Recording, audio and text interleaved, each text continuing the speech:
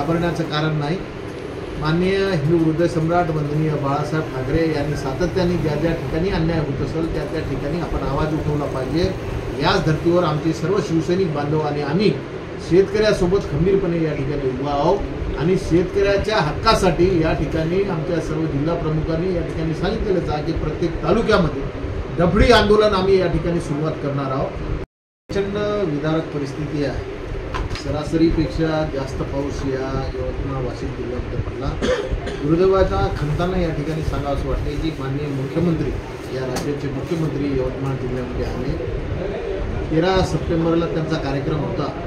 त्या कार्यक्रमात मी आणि आमचे आमदार साहेब दोघेही हजर होतो। त्यांनी भाषणामध्ये सांगितलं की आम्ही शेतकऱ्याच्या पाठीमागे या ठिकाणी खंबीरपणे उभं राहू। पण 12 तारखेला जो GR या महाराष्ट्र शासनाचा निघाला त्याच्यामध्ये यवतमाळ जिल्ह्यातील एकाही शेतकऱ्याला मदतीची जे काही लोकांना आस होती ती संपुष्टात आली आणि त्या GRमध्ये यवतमाळ जिल्ह्याचं गाडी मात्र नावसुद्धा त्या ठिकाणी नाही। आज अनेक टीव्हीच्या माध्यमातून अनेक सोशल मीडियाच्या माध्यमातून जे आमच्या शेतकऱ्याची विदारक परिस्थिती मी माझ्या डोळ्यांनी या ठिकाणी पाहत आहे।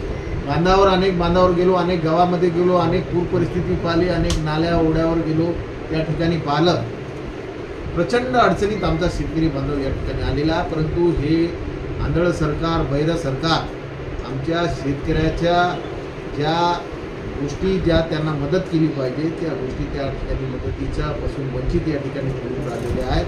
ही वस्तुस्थिती या ठिकाणी आहे। परंतु शेतकऱ्यांना घाबरण्याचं कारण नाही।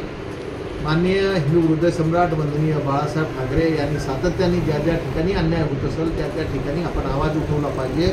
याच धर्तीवर आमचे सर्व शिवसैनिक बांधव आणि आम्ही शेतकऱ्यासोबत खंबीरपणे या ठिकाणी उभा आहोत आणि शेतकऱ्याच्या हक्कासाठी या ठिकाणी आमच्या सर्व जिल्हा प्रमुखांनी या ठिकाणी सांगितलेलं आहे की प्रत्येक तालुक्यामध्ये डफडी आंदोलन आम्ही या ठिकाणी सुरुवात करणार आहोत आणि त्या आंदोलनाच्या माध्यमातून या ठिकाणी प्रत्येक तालुक्यात या ठिकाणी मोर्चा करणार आहोत आणि त्याच्यानंतर जिल्हा लेवलला सुद्धा जिल्हाधिकाऱ्यांना घेराव आम्ही त्या ठिकाणी टाकू आणि त्यानंतर यवतमाळ जिल्ह्यातील जेवढ्याही शेतकऱ्यावर या ठिकाणी नदी नाला पूर किंवा जे जास्त पाऊस ज्या त्या ठिकाणी पडला त्या ठिकाणी शेतकऱ्यांना ओला दुष्काळ आमच्या यवतमाळ जिल्ह्यामध्ये जाहीर झाला पाहिजे आणि शेतकऱ्यांना मदत झाली पाहिजे।